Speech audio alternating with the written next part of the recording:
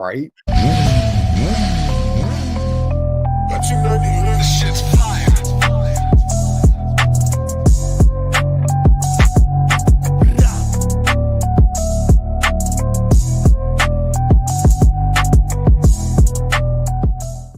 What is up, everybody? Welcome to another live Pin to Gas podcast on this beautiful Saturday. Well, it's afternoon where I am. It's morning time where Lucy is, and wherever you guys are around the world, welcome to the podcast on this beautiful Saturday afternoon.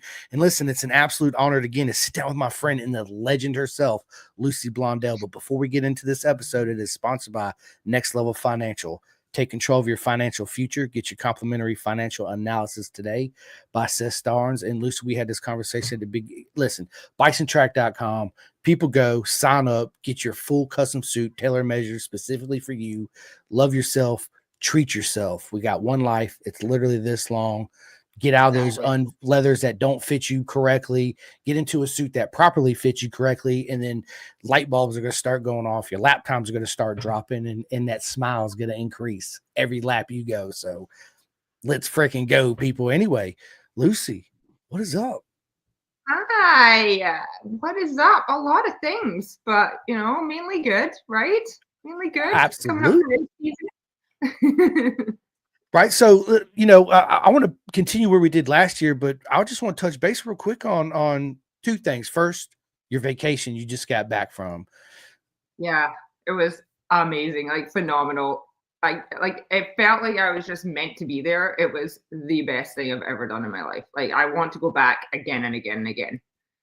Like, hands up to Thailand Motor Tours. They are phenomenal and they put on a real good tour. Just seamless. Just so good. Oh my goodness. And there was elephants. I mean, how can you not have a good time around elephants? Like, especially seeing those creatures in real life, right? I call them creatures, but they're actually beautiful, beautiful animals. Elephants are. I'm an animal lover, obviously, just like you, Lucy. And I have a heart, I don't even want to kill an ant. I'd rather just pick it up and take it outside, right? I don't like to. Chris, you don't even know. I had some mice in my pantry and I got humane traps and I'm like, okay, this will be good. 3 months, nothing in that trap. So I'm like, somebody convinced me to get sticky traps. I'm like, okay, well, it's better than the snap ones. I can't deal with those. I just can't deal with, Anyway, so I get 5 mice in the sticky trap and I had to unstick them because I couldn't deal with it. They were still alive. So I had to unstick them with olive oil. And then I drove them at like 10 o'clock at night down the road 2 miles and let them go. I'm like, I can't deal it. I can't deal with an animal suffering. I just can't do it. It was awful. I was crying. I'm like texting my neighbor. I'm like, I can't do this. Oh, it's terrible. I feel you. I'm the same way, right? I just got this huge heart, and I honor and cherish everything that lives and breathes. That people think that they see a little spider, a little ant. Man, the thing's got emotions. It's got feelings, right? It gets hungry, it gets sad. We can't test that a spider actually gets sad, but I assume they do, right? Let's just be honest. So I think they do have higher thinking levels that we do, but they have the innate sense of they need to survive, right? They need to eat. They need to make their home. They need to eat. They need to make their home. Like that. That's kind of more what they think. But still, like, it is a living thing, right? It's breathing just like we do, right? The same air we are. So yeah, it's so Thailand. I got family that lives in Thailand. I love Thai food. So, and then did you actually ride on the elephant? I did not. No, absolutely not. That is so stressful to them. Like, I actually went to an elephant sanctuary in Phuket, and they were so educational on what actually stresses elephants out, and like tourists that are bathing, touching, feeding, all of that is really, really stressful for them. And most of them have come from a really traumatic background, like shows and things, right? Where they've been beaten. If you ride an elephant, you basically have to break their spirit. So you have to beat them into submission. That's how you get to ride an elephant. It's really, really sad. So the sanctuary around Chiang Mai, it was very much touchy. I didn't really want to do that just because I'd been to the one in Phuket and it was really amazing. You can stood back, you watch the trainers with them and feed them and everything. And it was really magic. I've always wanted to be in the presence of an elephant and I didn't know what capacity I would. And it was like this is it moment. This is like one of these life changing like moments where I was like sitting there looking at an elephant and I was like wow, just amazing. And being in the presence, you feel the powerful energy that they give Wow. off and how big they are, and you're like, this thing could just, destroy They everything kill if it me in a wanted to. second. I, Yeah. I'm and I'm so against zoos. Like, I don't even like to go to the zoo. I think that's like the worst thing you can do to animals. I don't care if it's a bird, a squirrel, a snake, whatever it is. It's how would you like to be put in a cage and people come by and point at you and throw peanuts at you and all that shit, right? Like, let's just keep it real, people. Watch National I mean, Geographic if you want to see animals. it's good and bad to zoos. I mean, you have breeding programs, and some of the animals in there are just they basically can't be let out because they've been humanized in some form, right, or domesticated or whatever. They've been rescued. But yeah, I mean, there's a lot of zoos that maybe aren't up to par, but there are some really good ones, But yeah, that's a hard one. I'm kind of like on the fence with zoos because they do a lot of good work, a lot of them, but also They not. do. Yeah, I mean, Yeah. it's like when I go to SeaWorld, right? I've been to SeaWorld a bunch of times, and I remember the last time I went, I'm like, man, look how miserable these Oh fish look. yeah, It's like, yeah. They have let's just let no them reason go. to be in a No, tank.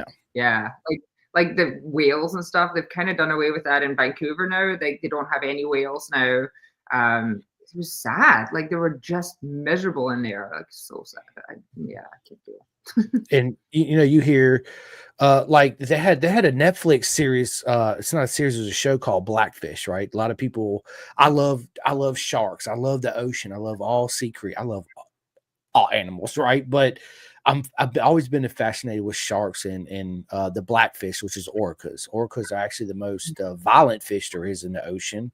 Um, Mhm. and when I hear tragedies, so that blackfish show was there was two or three that they had in captivity at SeaWorld and all that, and they were killing the Yeah, trainers. I'm like, well, duh. Why you think they're killing the trainers?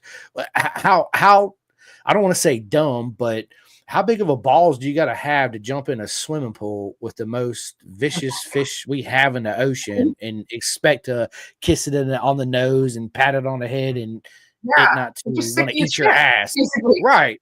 Yeah, yeah. Basically, they're like, no, I just don't want to do these little monkey tricks anymore. Like, I'm a wild fish. I'm a wild fish. I'm a whale. It's like, yeah, yeah. I don't blame them at all. It's not the orca's fault at all, honestly. But it is a very sad situation. Yeah, Humans are it is. funny beings. Yeah, yeah. So listen, I'm glad you enjoyed your trip. Much needed time away from the chaotic world of where we live to go across in Asia and really get to taste what real Thai food, the smells, the culture, the city, the clothes, the whole nine, the way people interact.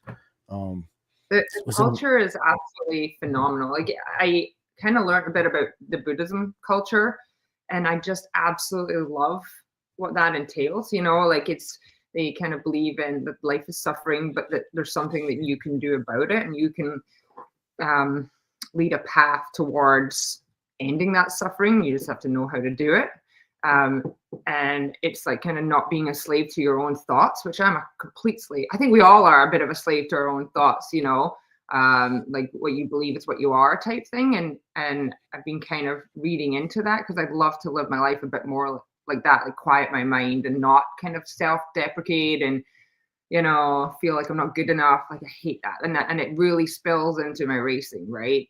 I think for most people that can be a thing, when you go through failures or you don't do as well as you wanted.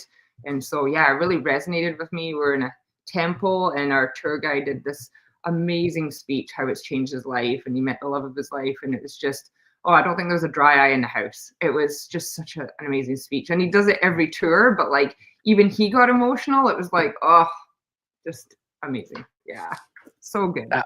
I'm with you on that. I believe that we as humans are a slave to our own mind, right? When we get something, a bad energy, a bad thought, we play on it. Oh, I'm not good enough. I'm not that. That's why I've been here the past really like 6 years. I've been really trying to train my mind, and it's natural to feel and think those things. But when I'm feeling that and I'm thinking it, um, I try my hardest just to close my eyes and look at a full circle picture of all the positives and not the negatives, right? And try again, mental game. A life is such a mental game, racing and everything. But if you can kind of, when you're going through that, look at all the positives instead of all the negatives. I'm not good enough. Yeah, you're fucking good enough. You're there doing it. Well, I mean, come on, you made it this far. Absolutely, right? Yeah. So like, stop being an idiot, you know?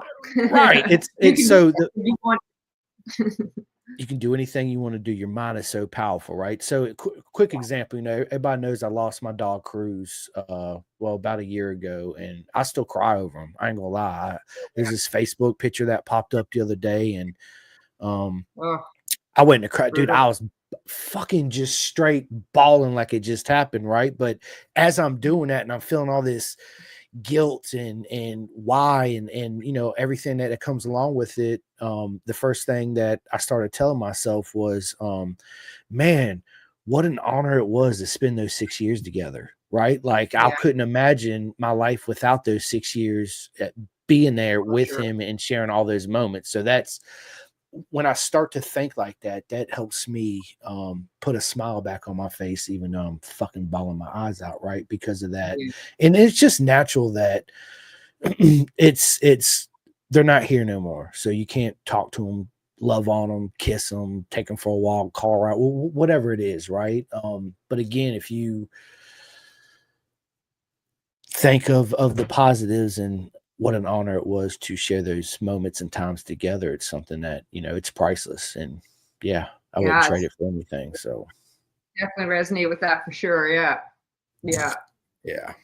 But it's easier said than done, especially when it comes to really our emotions. When you really love something or someone and something happens, it's hard to really be on that positive outlook, right? But there's always positives to everything, Lucy, and everybody listening. There's always a positive to whatever moment you're going through. That's when you learn to dig deeper than you ever thought you could dig deep, right? If you stay positive and make you better. Your energy and your aura spread out even further, right? It's magical moment. But anyway, Lucy, you also got a new tattoo on this epic adventure you was on. I got three tattoos.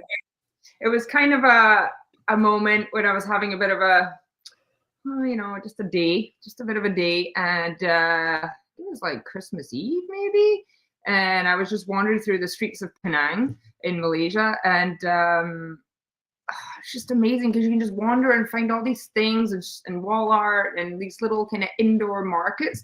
And I came across this market that just had this sheet of like little flash tattoos, and immediately I was drawn to one of them, and I was like, oh my god, I want to do that. And I'm someone that I just know when I want to do something, I want to do it, and I don't question it.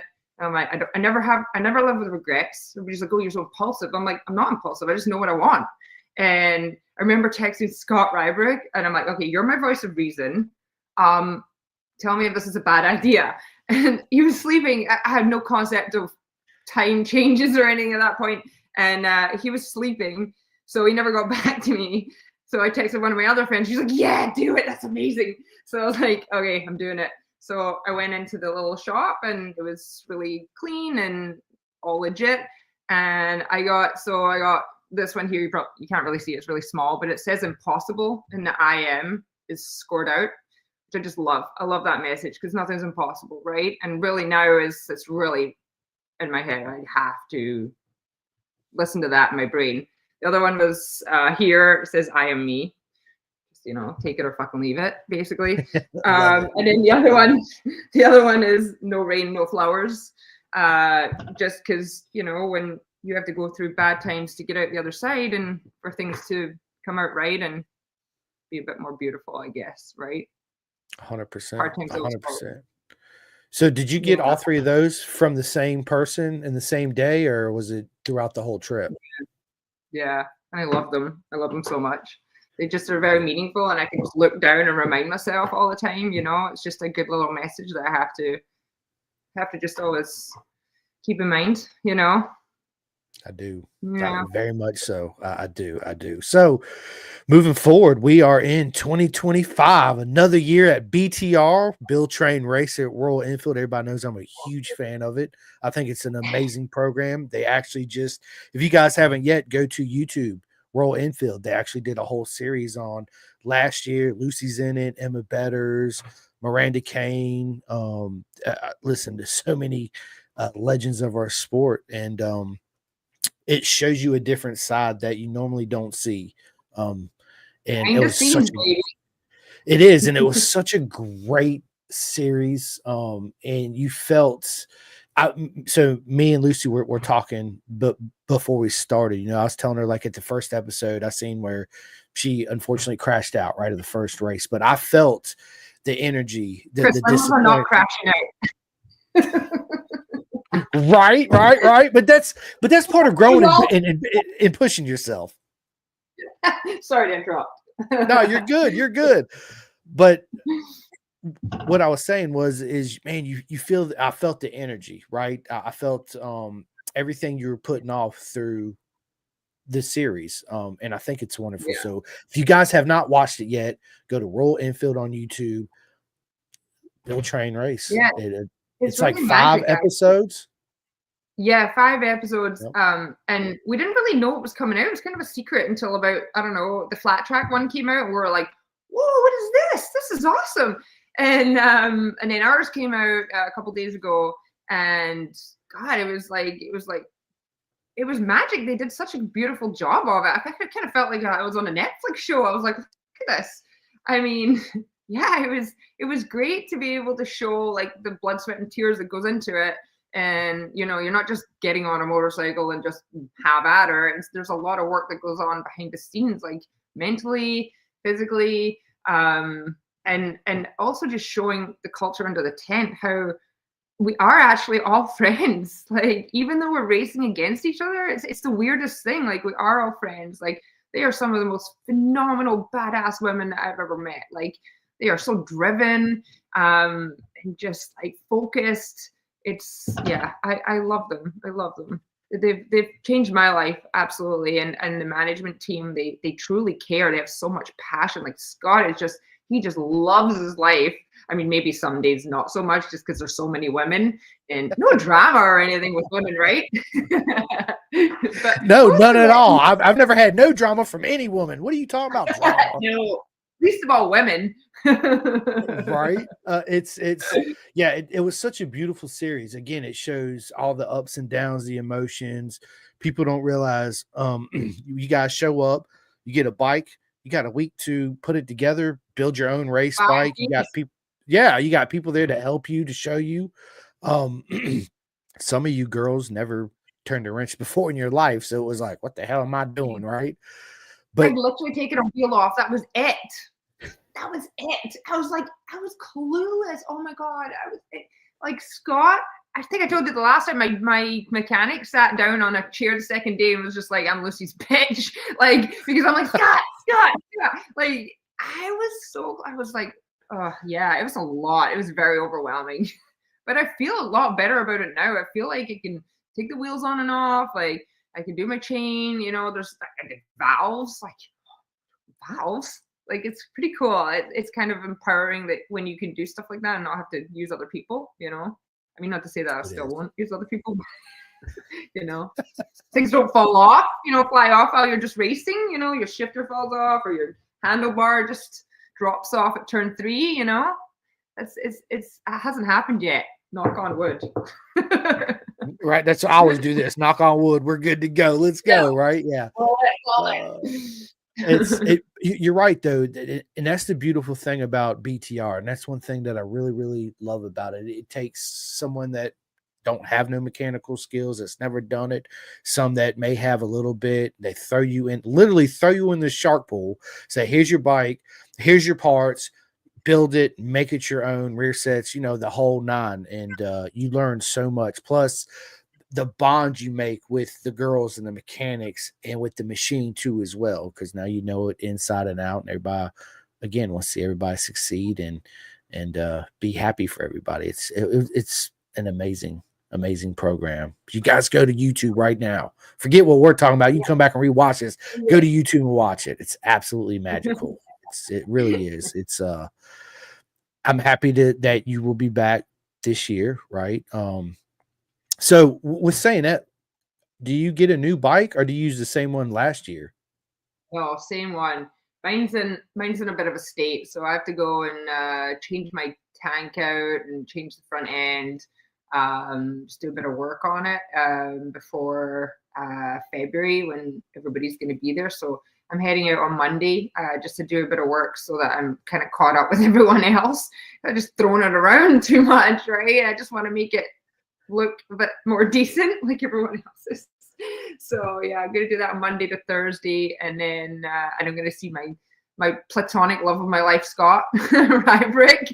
I just love that man. He's the best. Oh, he's the best. So I'm looking forward to that. Yeah, I'm looking forward to meeting Scott too at VIR. So I don't know if I told you, I had a phone conversation with Scott. It's been month and a half ago. I called him up. Well, I hit him up and was like, Scott, I need you on the podcast, right? Well, he originally reached out to me and was like, hey, I just want to let you know I love what you're doing. Love support the podcast, love what you're doing with, the whole BTR program. It's absolutely amazing. And I was like, I was going to actually reach out to you and see if you wanted to come on. He's like, no, I'm more behind the scenes. And then, so we ended up, yeah. So we ended up getting on this phone call. We was on there for about 45 minutes to an hour. I'm actually going to be a guest of BTR at VIR. So I'm going to be hanging out with y'all at Virginia Internet. Yes.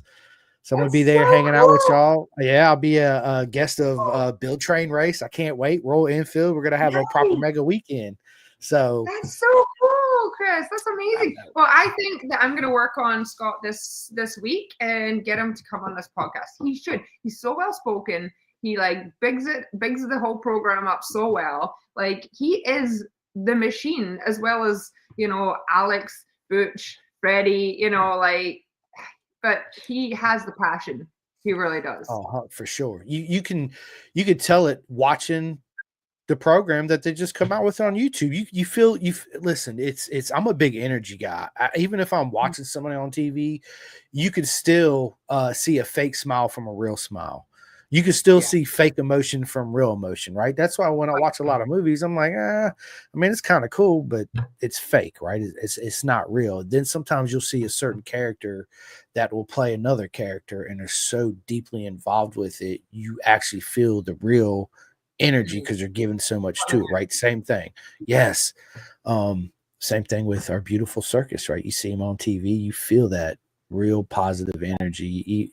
Even if they're smiling, you feel that hint of the negative energy too, because whatever it is they're going through or not happy with, you feel that, right? Yeah. And I totally got that from Scott. I got that from everybody I've seen on camera. Yeah. The whole I definitely series. don't hate emotion. I'm an open book. What you see is what you get. That's right. Me too. I think that's the best way to be, because you don't hide nothing from nobody. This is me. This is how I am. You'll see when we see each other. Be like, Lucy, what is up? There's gonna be big hugs to be Absolutely had. It is. Absolutely. And I would love to be able to actually do a podcast with everybody while I'm there, like after the weekend, right? Before everybody packs up and goes home, we can just sit down and bring the laptop, fire it up, and have everybody sitting behind me, and we can just blah blah blah blah blah. It'd be. I have some stuff I'm working out to come up with ideas for VIR. So nice. I like it. I'm just hoping that it's not going to be torrential rain at Barber, but you're talking about Virginia, but it shouldn't be raining at Virginia. But at Barber, our first race is the 4th to the 6th, and last year it was like a monsoon. Yeah. I mean, it was terrifying. I've ridden in the rain a lot, and I felt relatively confident in the rain. And then Road America happened, where I think I went into false neutral, and then I was coming into a corner and just went down. And I was like, oh man, this is way more terrifying than I remember. And yeah, there was a lot of rain races last year. It was crazy. Yeah, absolutely. And so tell everybody, when does the season kick off for you guys? First Moto America race for BTR is the 4th to 6th of April in Alabama, Barber Motorsports Park. And then it's Road America, and then the Ridge in Washington, and then Virginia. But we go for training or building, or just kind of doing extra stuff to our bikes in February, and then March is our 3 days of training. We did 3 days this year. So we had 2 sets of training last year, but we didn't have time this year, so we've got 3 days only. So are you guys going to actually go to do any testing at VIR before y'all show up? No, I've never been there. That's one that we didn't do last year, so that's a new one. Nope, no testing. I mean, sometimes the girls go for some track days before, but there's a lot of us that just can't get time off or have the money to do that. The logistics of getting a bike there and stuff is, it would be lovely to familiarize yourself with the track beforehand. I mean, it's such a luxury, but for most of us, it's unobtainable at this point. Yeah. So going into 2025, have you set any certain expectations on yourself this year? Yeah, I mean, I think like my biggest thing is I want to focus more. I mean, I think that being the second year, the nerves aspect, anxiety, the panic attacks is going to come down a little bit, and so I could focus a little bit more, and to just become more consistent and maybe just push myself more out of my comfort zone. I just feel like I've got this wall where I'm like, I stay within it. I'm already out of my comfort zone doing this, but there's just definitely a wall where I'm not pushing myself as much as maybe the other girls are, and I really want to get through that. Probably have a chat with Scott and Freddie as to how I can really do that. I mean, I guess it's just up to me, right? I think that maybe it's the fear of hurting myself and then I can't work. It's all that comes into it, which you really have to like kind of push that out and just think like a racer. Like you just have to do it. We've got good gear. We've got the airbag vest and everything, which is I would never ride a motorcycle without that. Yeah, well, that's actually another change in Moto America. Everybody's required to have an air vest on, which is great. For the sport. It is absolutely. And then going into this season, who do you see your biggest challenger on track? Oh, all of them. I think Camille's one to watch for sure. She has no fear, that girl. She's just like full speed ahead. She's amazing. Kira is fast. I think everyone's got really fast this year. They've been doing tons of off-season training. I did Yamaha Champ School in December, which was amazing. But then it's like, it's been a month and a half since then, and you feel like you make all these gains, and then you don't ride a motorcycle for 2 months. Just like the Thailand motorcycle tour was great, but it's not the same. Seat time, it's just not the same, right? Where you're focusing like you would on the track. So I think Camille's definitely one to watch for sure. It's going to be a great season.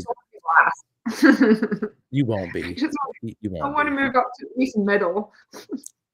And you can do it, right? And all that's, we talked about this earlier. Mental. That's our game. It's such a mental game, and there's a lot of, I can go out here, but I don't want to push myself 100% because if I break an arm, I got to go to work. I got bills to pay. I got a mortgage. I got this. I got that. Right? It's hard to switch that part of our mind off and put all our energy in that one basket and just fucking close your eyes and just wing it. Yeah. It's hard to do that, It really is. I struggle with it. I mean, I ain't gonna lie. I'm like, Well, especially if you've had a bad accident already, like it sets you back mentally each time if you've broken your collarbone or broken your leg or whatever it is, getting back into that mentally is the hardest part, because you set yourself back. It's almost like 3 steps back, 1 forward. And I think Cassie struggled with that this year. She had a bad crash at the Ridge, and she got through that, the injury and everything, but then mentally she's been just still struggling to get back. And I have for sure, like every single crash is like set me back a little bit, and it's so annoying. But thankfully I'm Scottish and I have this determination that's like just like unstoppable. I'm like, you know what? No. I It's love been it. I crazy. love it. So, what's it like working with the legend? The legend. Well, we saw Freddie quite a bit of training. He was working for MotoGP this year, so he's actually not working for MotoGP. Sorry, last year. This year he's not, so we're gonna see him at every round, which is great. Freddie's amazing. He's such a humble man. Like he's lovely. Like he could really be someone that has an ego and all of that, but he's not. And you can go to him with any problem. You know, he's a real good guy. Yeah, so cool. My dad remembers him. My dad used to watch like MotoGP and stuff, and all that. He's obsessed with motorcycles. So I got him Freddie's book signed for his birthday, and he has not stopped talking about it. Like he was so like just like wow. Never mind that his daughter's hanging out with Freddie Spencer. He's like, I've got a book signed by Freddie Spencer. Right. So cool. Dude, he's an absolute legend. Freddie Spencer is, if my memory serves me right, he's the only one to win a world title on the 250 and the 500 in the same year. Yeah, If I'm not mistaken, he's he's absolute legend. Humble guy. I met him first time I met Freddie. I was walking through the paddock at VIR at a when Moto America used to be AMA Superbike racing. And I remember I walk and I look and I was like, holy shit, it's fucking Freddie Spencer. No way, dude. And he hears me and he looks right at me. I'm like, bro, Freddie, what is up? I gotta have a picture. And he's like, holy shit. He probably gets that a lot. Probably, right? It's Yeah,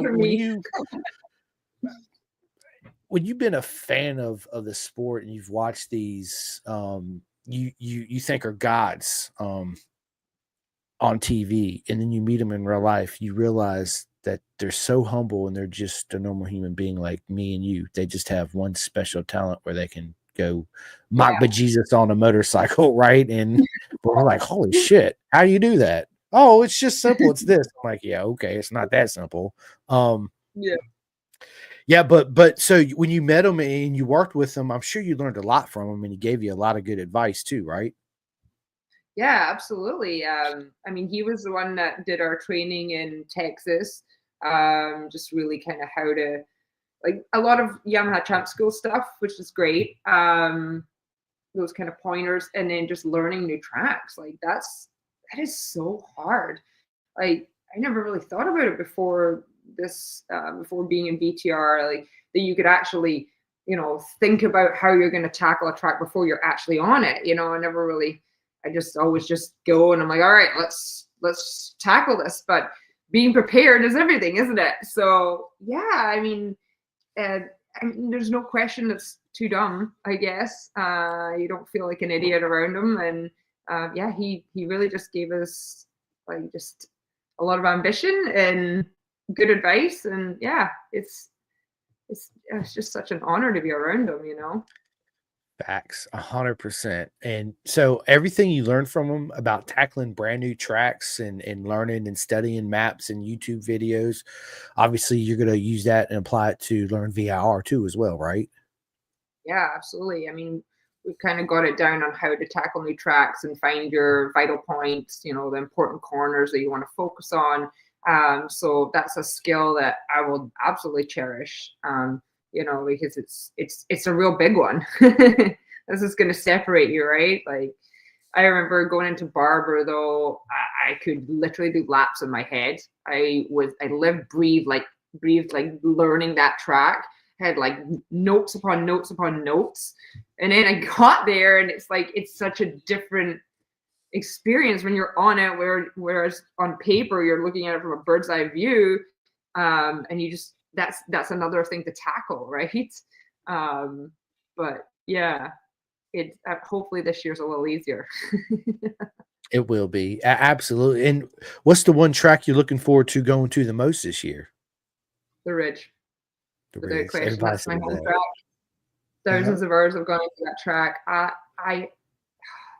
I want the podium there so badly, and I'm so terrified that I won't. And just Yeah, it would mean everything to me if I could podium there, even if it's third. I don't care. I can manifest it. I can see it. I want it so bad. I've spent so much time at the Ridge. I gotta apply myself. I gotta focus. I want to put everything into. I want to dedicate it to my husband. Like, yeah, it would mean everything to me. So I'm gonna this year like just be at the Ridge all in between all rounds, right? And just really, really master it. Get it down. Lucy, you'll do it. I got 110% faith behind you. You will absolutely do it. You'll stand on the top box there at the Ridge, and all the hard work and determination and sacrifices is all going to come to ahead, and you're going to achieve something you always wanted to achieve. So, and you got a lot of people behind you that love you and care about you and want to help you and see you do it. So, the world is yours. You can do it 100%. Oh, I can't make me teary. I just want it so bad, But yeah, I mean, the support is everything, right? Yeah. I didn't get to do the Ridge last year, but I really want to do it. Sending you all the love, girl. You already know, and you will do it. Lucy, you will do it. We all believe in you. So, yeah, I can't wait. Tattoo, right? Huh? Yeah, This is my absolutely. tattoo. Impossible with no I am. Right. That means it's possible. 110%. It's and this is what I love about our beautiful circus is the passion and the love and everything that goes into it, and people want it so bad. I feel this. I feel the emotions and everything from you right now, and it's absolutely amazing. I'm so looking forward to seeing you girls this year on track, kicking ass and having fun. And yeah, and hopefully, so let me ask you this: at the end of this season, obviously this is going to be your second year at BTR. Yeah. Do you plan on doing any Moto America rounds in 2026 or? I mean, that's a question. I don't, I mean, if going back to the Buddhism thing, the self-talk in my head is that I'm definitely not good enough for that. I mean, what would I do? Twins Cup, I guess. I don't think I'm fast enough for that, but I mean, that would be the dream, right? I would love to, and obviously finances comes into it as well. I don't know is the answer to that. I am somebody who takes opportunities as they come. If something crops up, yeah, I would definitely entertain it, but there's definitely other people that would probably be chosen before I would. I know that. Stop it, Lucy. Stop it. I know. Stop it. Stop it. Yes, you deserve it. Listen, you'll be back in the paddock. I would love to see them. I've always been a big fan of men and women racing together because you girls belong there just as much as we belong there.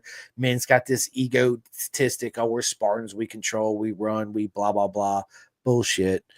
Without you, which is the queens of the earth, all women are the queens. You guys are actually that run shit, right? So 110%.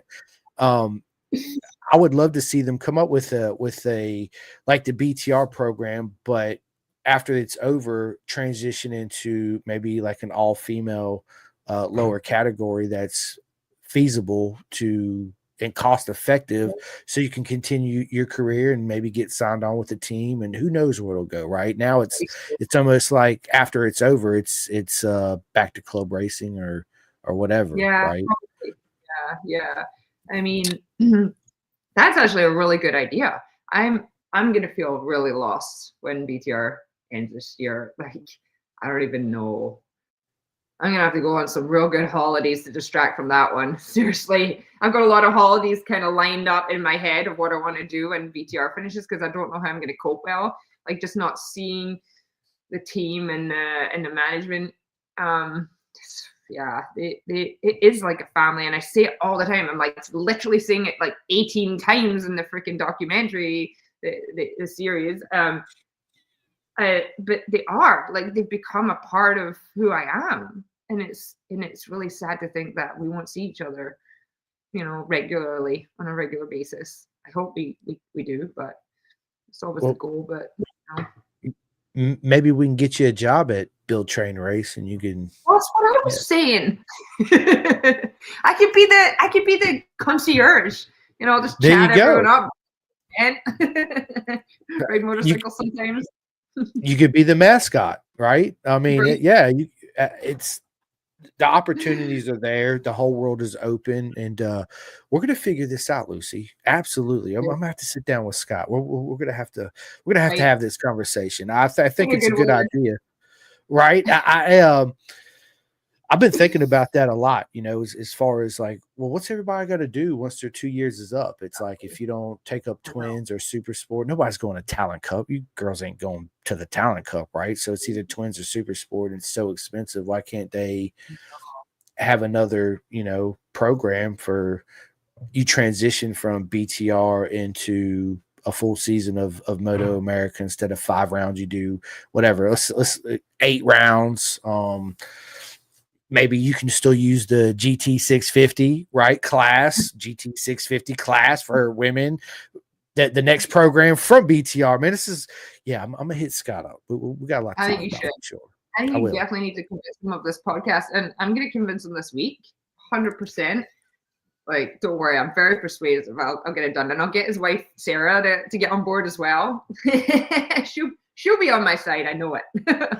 Right? That's that girl power right there. That's exactly what that is. No, I love it. It's I would love to sit down with Scott. I just can't wait to finally meet everyone there that I didn't get a I chance to meet know this year it's at going to be good. BTR. It's gonna be absolutely an amazing weekend. And as all weekends, as we know, it's gonna go by like that, right? So We fast. show up when it's done. So yeah. Absolutely. But listen, I'm so excited for you this year. You're gonna have a proper mega year. Your first year showing up, getting the bike built, all the jitters, all the what ifs, all that, you've pretty much answered a lot of that in your first season. Right now, we're transitioning into your second season where you can more do a full on assault. Because now you know what to expect a lot more than you did last year.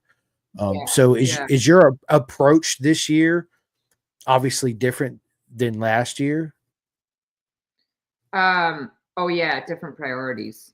Last year was survival. I feel like I was like, just get through it. I had so many moments of like, I can't do this. There's no way. I'm gonna have to step away. Like, just your stupid head just convincing you that you can't do this. And I had to really like spend a lot of energy undoing those thoughts. And I'm like, no, you can do this. Like, just get through it. I think last year my goal was to finish because there's a lot of races I didn't finish. And it was so frustrating. I was so frustrated and getting set back all the time. So this year, my life focus is definitely different. I feel a little more confident that I can get through it a little easier. And I just want to focus on getting faster, smoother, more efficient, right inputs at the right time, It's just not have such a fuzzy, crazy brain. It's just like up here. Oh my It's like goodness. the black and white TV with just a snow on it. It's like, what do I do? No, Right? But that's what it felt like. listen, I know, Lucy, I get it too. No, So, but oh, you do.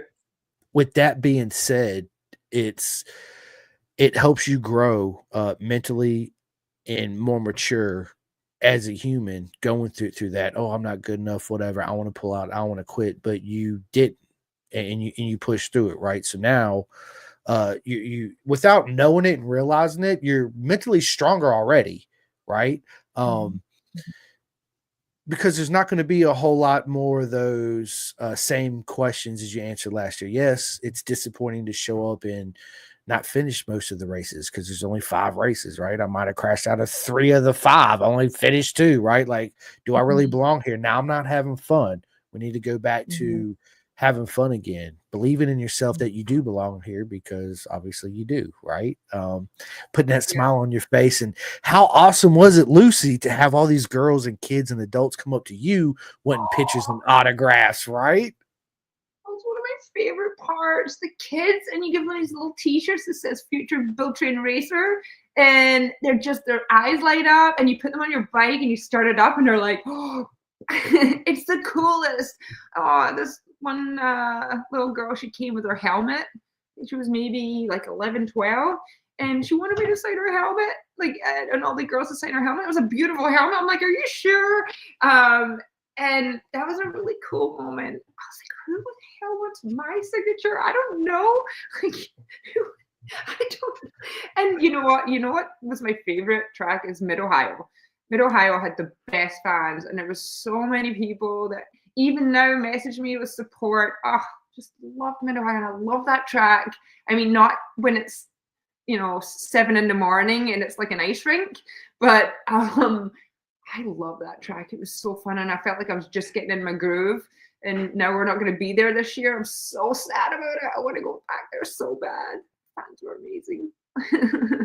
Yeah, last year was the first year I went. It's when you it's such a humbling experience to have somebody come up to you and want your picture and your autograph, or and Yeah. thanking you, stuff like me. Listen, I'm such a humble guy. I don't even use the word fans. I have friends that love Right. my podcast, that listen to my and that support me, right? They're my friends. They're not my fans, they're my friends. And when I got to tracks and somebody calls me out and wants a picture, I'm like, you don't want a picture with me. Oh, yeah, I do. Blah, blah, blah. This is my wife and this and that. And I'm like, come here, bring it in. Let me get a hug Right. then. It I'm the it same. As like fans, like he's a fan of me. Like, what the right. Are hell? you kidding me right now? But it makes you realize that you are doing what you're supposed to be doing and you're at where you're supposed to be at, you Mm-hmm. know? Mm-hmm. Um, You are and where it you're and it supposed to be. and it puts such positive inside your head. And the whole day you're just like on this cloud nine. No, nothing could ever piss you off that day or upset you. You're like, oh, I just had the greatest experience ever. Like I never thought, Yeah. it Yeah. would happen. And and Lucy, within saying that, all the young kids, the girls and the boys that you touched, signing pictures and autographs, they will never forget that ever. That is permanently ingrained in them, and they'll always remember that experience. And I remember actually watching that video. I think they showed you a picture signing that girl's helmet, if I'm not mistaken. Mhm. Yeah. Yeah. Yeah. Okay. Yeah. Yeah. See, I told you I watched it. And Yeah. I just think that it's such a cool thing that even though I don't feel like it, like you are a role model, like we're all role models for these girls, and it's such a thing because there's not many women that are racing. And look at Kayla, she's freaking amazing. Like what? She's the role model, right? But these little girls can come and sit on the bikes, and it can that, as you say, it ingrains it in their heads that, oh, I want to do this. And that's the start of it, right? That's when we need to do it, when they're like 3, 4, 5 years old. And they're like, that's so cool. And then they want to learn about it and learn the dangers, learn the pros, learn how to do it properly. And that's, yeah, I'm really passionate about that. I love that. Because I think, yeah, I mean, like there should be more women in the sport. There should. Even it 100%. out a little. Yeah, show these boys how it's done. Listen, I tell everybody, I say the women that race, and the young adults, I keep wanting to call them the future of our sports. The kids, they're not kids, they're young adults, right? That when I watch you get on the bike, Michaela, Kayla, whoever, uh, you girls naturally are more calm, more smooth, and you approach it in ways that us men don't approach riding, right? Um, where we're masculine and Spartans, and I gotta take it by the rein and jerk it this way and jerk it that way. It's like we gotta work on being smooth. Where you women, you're automatically naturally smooth. I point that out to everybody on the track. I'm like, watch how smooth she is coming through here. Now watch him. And they're like, holy shit. I'm like, there you go, right? It's a difference, but it's also the way Yeah. you girls approach it versus the way we approach it, right? It's great for the Men sport. Yeah, no, it is. I think the male advantages is that men, I mean, they're simple beings, right? They can go to this nothing box in their head and completely focus. Whereas I find for women, that's a lot harder. So you got all these things going on in your head or just twittering in the background, right? Whereas men can just done, focus on what we're doing, and we're not thinking of anything else. We're in the nothing box, the Zen place. Whereas that for me is almost impossible. And I think a lot of women feel the same thing, same way about that, you know? 100%. It's I would love to see, that's why when Bill Train Race, when that whole program come out, I was like, how fucking epic is this? This is proper mega. Like this is absolutely a step in the right direction. Right now we need to build off of that. Now we need to have another series that coincides with that. Like I said, when your second year, this is it, right? So then now you can transition. You already got the race bike. Why just do track days with it? You already qualified. You know you belong there, right? We need to have another step series to that to attract more women. I think it's awesome. I would just love to see it grow bigger and have more women at one time because there's only a select Yeah. few, obviously, that get selected. Let's just be honest, right? Yeah. So For this but year, 4 new girls this year. It'll be 8 next year. Right. Yeah. So it's a bit wider of a pool. Yeah. Oh, so sad. I'm already so sad about it. Listen and enjoy this journey of life and Yeah. just be Live in the moment. honored that you are part of it, right? It's there's a lot of women and men that listen to this and that see you girls out there that would kill and give anything to be in your situation, So yeah, just it's a beautiful thing to see. It really is. So with saying that, Lucy, it's you there's how many new girls coming into BTR this year? 4 more. 4. Okay. Yeah. So Aubrey, Holly, Emma, and Michaela were on their second year last year. So yeah. Yeah, that's right. That's right. I hadn't even heard anything what Michaela's doing yet. I'm not sure actually. Yeah, I know she was in Europe. Yeah. Yeah. She's probably got something up her sleeve though. You know it.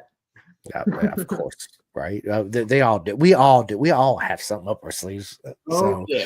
Yeah, I love it. I love it. Look, dude, we're 52 minutes into this, and it seems like we just started. Right?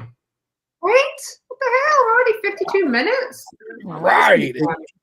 It goes by so quick, but no worries because we're definitely going to sit down and do many, many more. Even if you're not racing in Moto America, I mean, you still could get on this podcast, and we're gonna. So no worries about that. We're gonna, I'm following you this whole year. Obviously, I want to get you on. After the first race, I want to get you back on so we can just, have a quick 30-minute chat, how'd it go, first race in, blah, blah, blah, blah, blah. And then, of course, at VIR, we're definitely going to sit down and absolutely run this back. And yeah, and then, towards Christmas time, we'll do the whole year where me and you can sit down and chatty Cathy about the whole Moto America, who won, who didn't win, listen, life. Yeah. We have a lot of fun. So yeah, I can't wait. It's and listen, everybody, I'm telling you, go to YouTube, Bill Train Race. Well, it's actually under Royal Enfield. Click on video, scroll down. You cannot miss it. It's a 5 episodes. They're like 17 minutes long. Some of them, they're not very long, but it shows so much passion of what Bill Train Race has built. It shows the beginning, the passion, the ups, the downs, the highs, the lows, the laughs, the loves, the hugs, the whole nine. Yes, it's such a beautiful program. So that's what you guys need to do today. Take an hour of your time. It's not even an hour. You watch them all. And listen, live in the moment. It's absolutely amazing. And then, yes, and when you guys go and girls go to Moto America this year, go to Royal Enfield, go to BTR, make sure you stop by, give Lucy a hug. Yes, give all the girls a hug.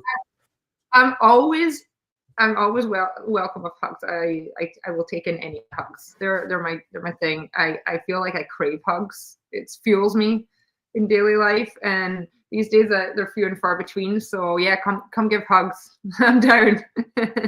I've always been a big hugger. Like I don't like to do a lot of handshakes. I'd rather hug because there's something special about that hug between two people, two humans, right? It's this is cool and all, but when you hug it and you embrace it, you feel the power, you feel the energy, right? This way you do, but it's not, I guess, as meaningful is what I'm trying to say. Yeah, that's it. There's so many benefits of hugs to your health. The science says you need 12 hugs a day to maintain happiness. and well-being. And just a hug like reduces your stress response in your body. Like you feel like you're cared about, and it can be really meaningful. I am a big fan. There's a lot of people that don't like hugs nowadays, though, so you have to be careful. They're just like, get away from me! What are you doing? I love it. Right. I gotta go have a shower now. Yeah, exactly. Yeah, I got a shower. You touched me. What is wrong with you? Yeah, and no, I agree.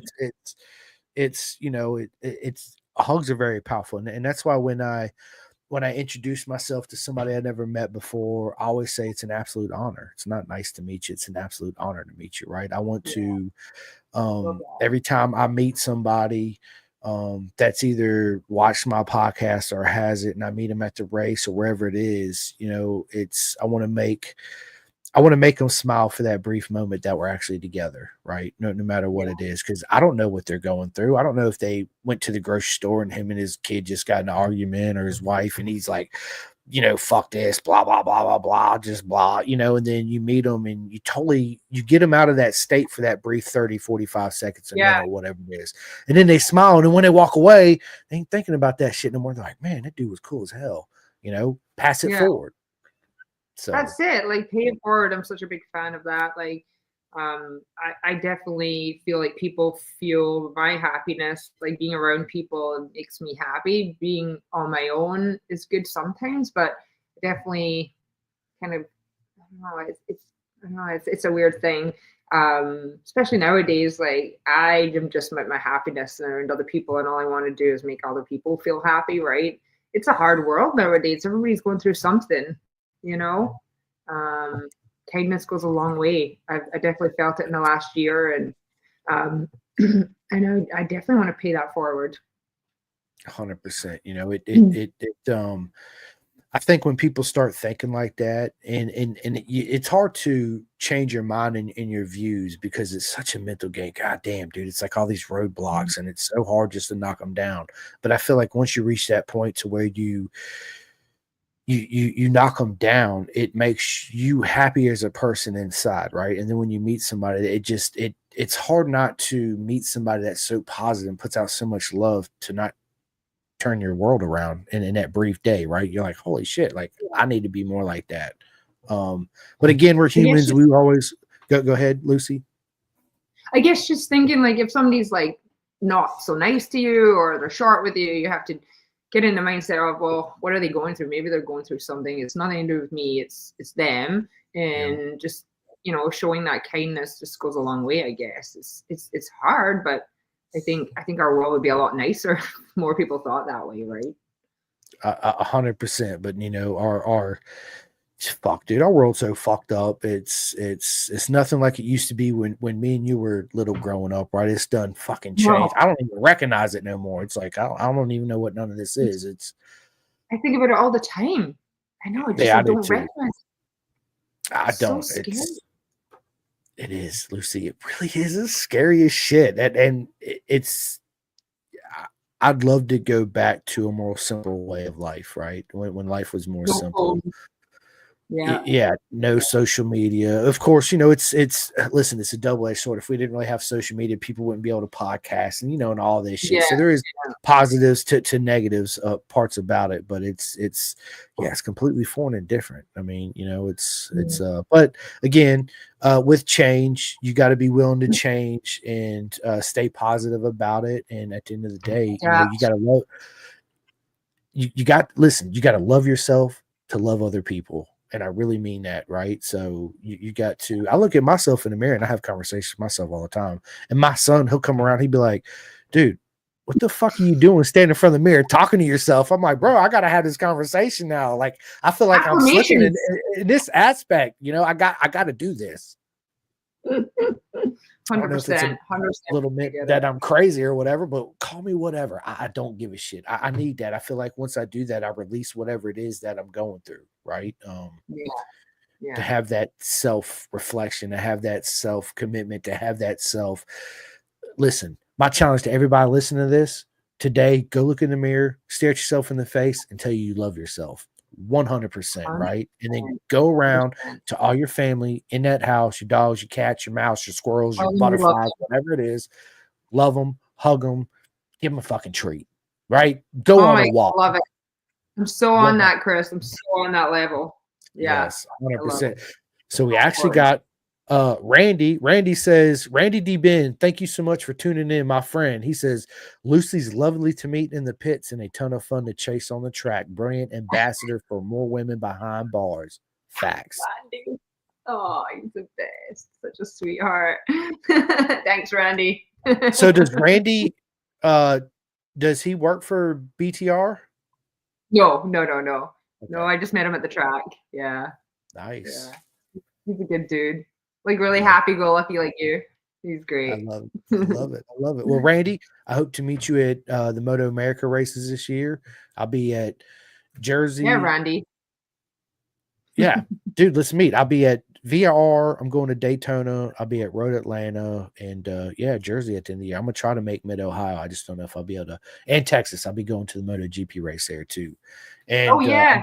Nice. yeah, I'm trying to plan on to going back to the UK because I really want to go hang out with all my mates and go back to Cadwell Park and yeah, hang out with them Cool. and eat some more mushy peas. Listen, side story. I remember my buddy was like, I'm gonna take you to a proper fish and chips place. I was like, hell yeah, let's go. So we go in this little place in Louth. I forget that his buddy owned the little restaurant. So we get in there and he's like, I was like, I want the fish and chips and I want squishy peas. And everybody looked at me and they started laughing, right? They're like, it's mushy peas. I was like, I'm sorry, I'm American. I didn't mean to mess it up, right? It was Bloody Americans. bloody fucking Americans, right? And yeah, I love it. Fucking experience, right? I love everybody. Right. It's such an amazing thing. I need to go grab my puppy because I want to introduce you to my Princess Fiona. She actually, we took her the other day and had her fixed. And Angels of Assisi's, they post every day, and she got the most cutest dog winner of the day. And then, Pretty cute. bro, and then I submitted her. There's this thing that was going around on Facebook, a dog calendar. Submit your photo to the dog.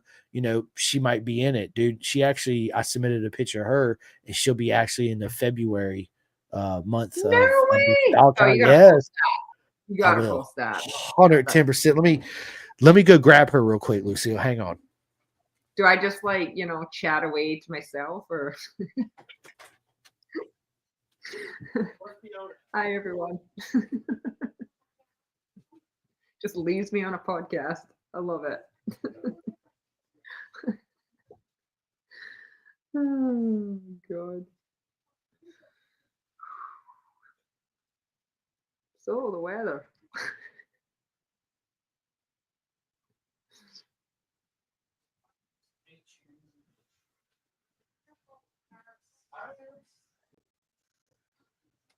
Chris, I was sitting here by myself. I'm like, what do I do? It's awkward. I'm like, the weather. So that weather, hey. Lucy's like, hey, he just left me here. I'm just gonna sit here and start talking. I love it. I'm like, oh my God, she is so cute. Look at her. This is Princess Fiona. Say hi. Yeah. Oh, she's a sweetheart. Oh, she looks very nervous. Yeah, she I think we got her when she was like almost 12 weeks old from Alabama, I think is where she come from, or Tennessee, somewhere like that. And I don't know if she was abused or just had like a rough time or people didn't care. I don't know. So you stick her in a car, she shakes some, but she wants to be real close. When you hug her real tight, she stops shaking. It's that whole, not used to being loved 24/7 kind of deal. So yeah, she's absolutely amazing. My other dog, Charlie, she puts up with her. There she is, cuddled up next to Charlie right now. Oh, they're besties. So Charlie puts up with her, right? Well, I'll just leave it at that. yeah, huge. yeah, but like yeah, right. Charlie's 13. Fiona's not even a year, so she knows that she's a puppy, and she don't really snip at her. She just gets pissed off and does this deep growl. Rah, rah, rah, rah. But I'm like, what are you gonna do, Charlie? Gum her to death? Your teeth are gonna fall out. Like, you ain't bite nobody. Let's just be real, right? So yeah. She got to exert the dominance. She got to show her who's boss with her gummy teeth, gummy mouth. Right. But I believe that, having a younger puppy with all this positive energy and this whole I got so much life to look forward to actually helps my older dog too, mentally and want to push forward even more. Right. Yeah. So yeah. Good socialization too. But this little shit, let me tell you, run around and pee on the floor and shit on the floor and steal your shoes and steal, dude.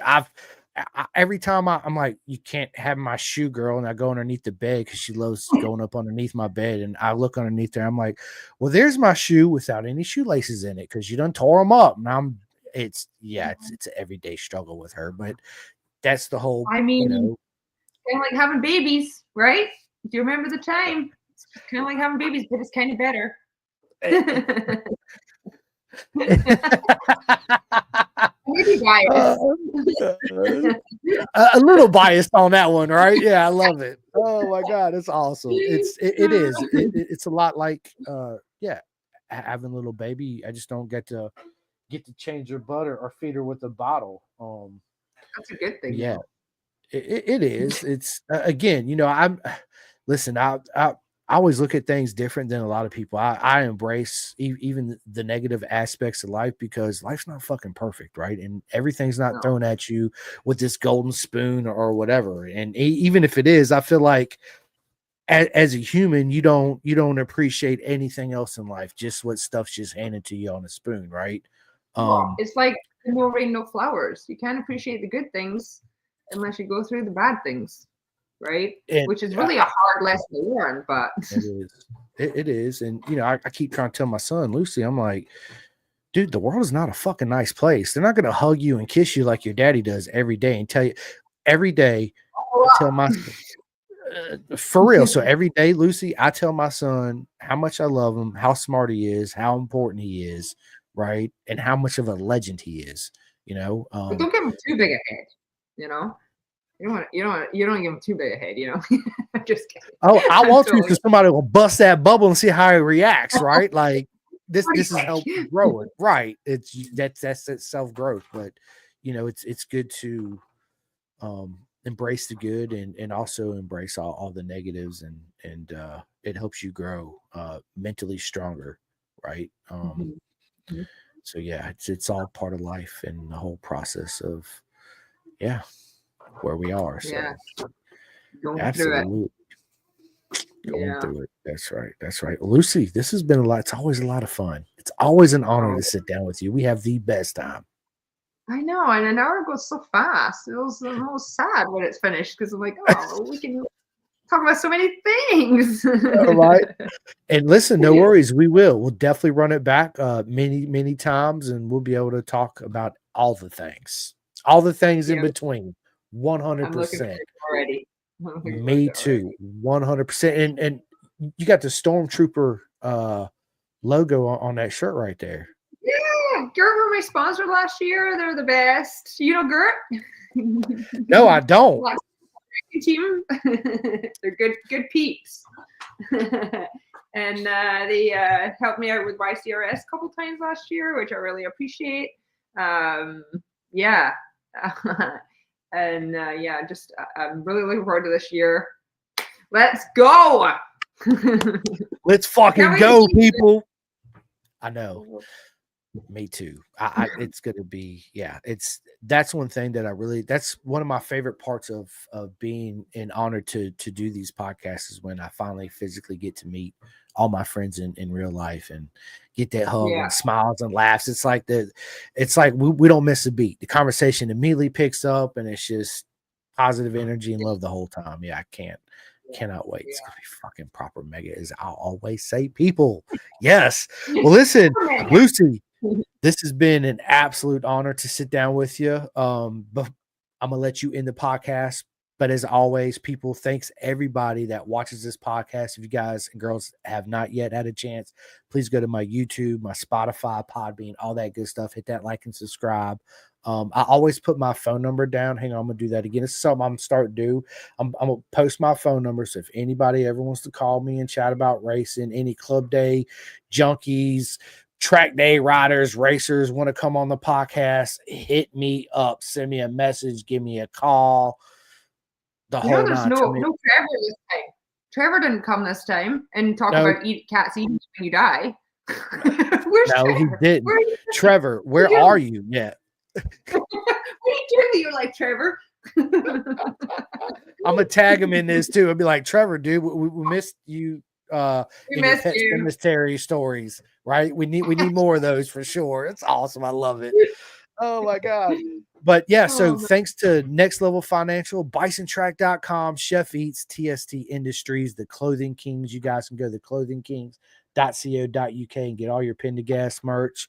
Super Bike Supply, SFL Mini GP, RD Racing, and my man Jake Marsh, Vet2 Track, Flying Eyes Optics, 64-Degree Racing, Ghetto Customs, Carnes Performance, KYT Helmet America, K-Tech Suspension, Birch, Kendall, and Dakari.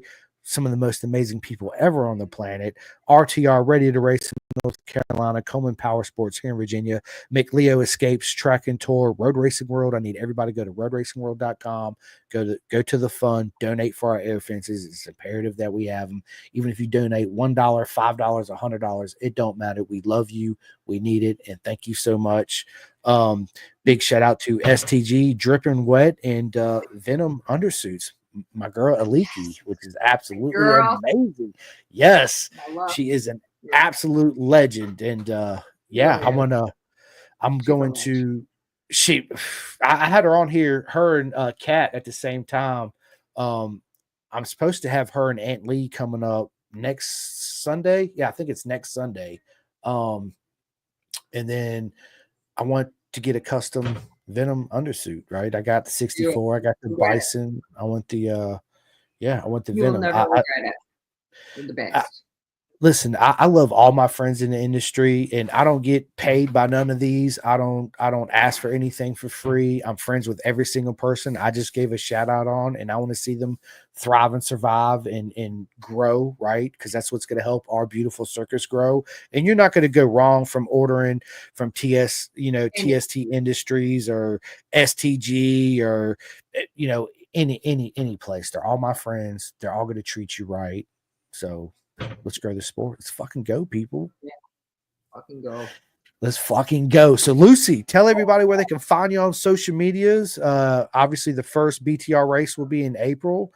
Make sure you guys and girls go out there and give the hugs and the autographs and the pictures. And are you going to have any merch this year? No. Any shirts? No, I should. You got to get at least some stickers. Should I get stickers? I mean, I just feel like who wants my stickers? You know, like I don't know who's gonna put my sticker on stuff. I don't know. I would put the sticker, right? I would put your stickers on. I'd buy a hat from you and a shirt, wear it on my podcast. 100%. Aw, you're the best. Well, you'll be my only one fan. I got you. I got you. Got me. All right, maybe I'll work on something. I don't know. I just got a lot going on in my life, and there's just so little time for anything. Breathing is about all I have time for. Listen, you need to try to come up with your own little logo. I got the perfect guy I can get you in touch with. He'll design your logo for you. And I use these 2 sticker apps.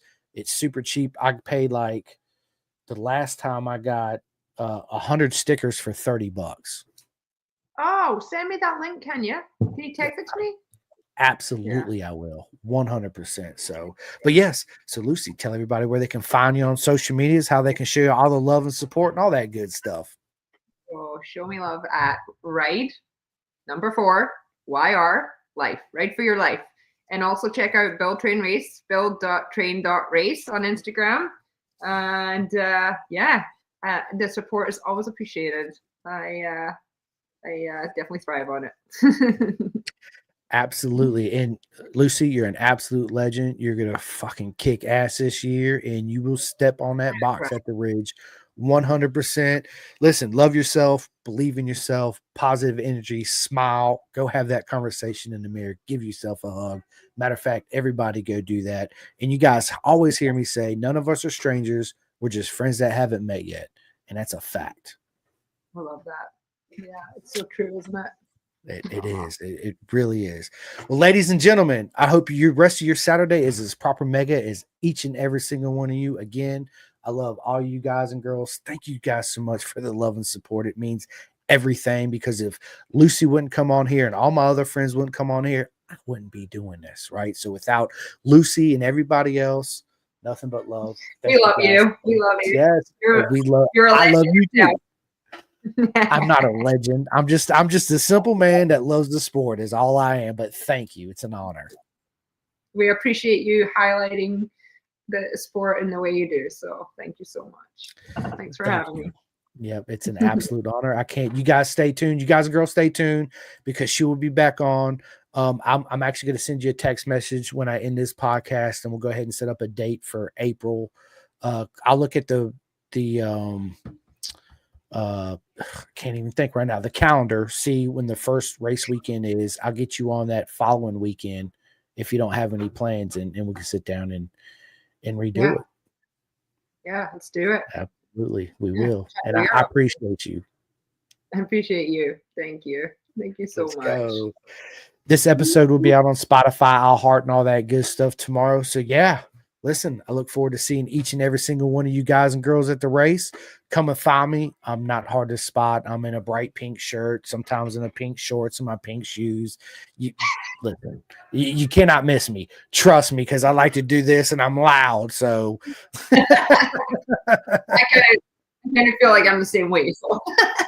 Like bright colors and I'm loud. I mean, you can't bright colors. Like, who is that? What are they doing? God, they're so loud. They're annoying. I got to go see them and say hi. Yeah. Oh my. I love it. Anyway, ladies and gentlemen, it was an absolute honor today on this Saturday to sit down with the legend, Lucy Blondel. Thank you so much. Yeah. And this episode will be on Spotify, Heart, and all that good stuff tomorrow. So, yep, there you go. Do it again, Lucy. Go on, show that hair. Where is she? I'll bring her right on. Oh my God, I love it. Oh, man, such a good time. Such a good time. All right, well, I'm gonna get off here. I'm gonna go out here and hang out with my son and his friend, and figure out what I'm gonna do for dinner and all that good stuff. Yep, everyone you too. Yourself in the middle. Absolutely. I hope everybody's day is as proper mega as each and every one of you. So until then, we will catch you guys soon. All right, let me end this. I got a new outro. Listen. Calling all two-wheel enthusiasts, get ready to rev up your earbuds with Pin the Gas Podcast, the ultimate motorcycle racing podcast, hosted by Chris Simcoe, one of our very own excellent leaders here in Roanoke, Virginia. With expert analysis, behind-the-scenes stories, and exclusive writer interviews, Pin the Gas Podcast delivers the adrenaline rush of the racetrack straight to your ears. Whether you're a diehard fan or a curious newcomer, you'll gain insights that will transform how you watch and understand motorcycle racing. On your favorite podcast app, join Simcoe as he takes you on a high-speed journey through the world of motorcycle racing. Pin the Gas Podcast.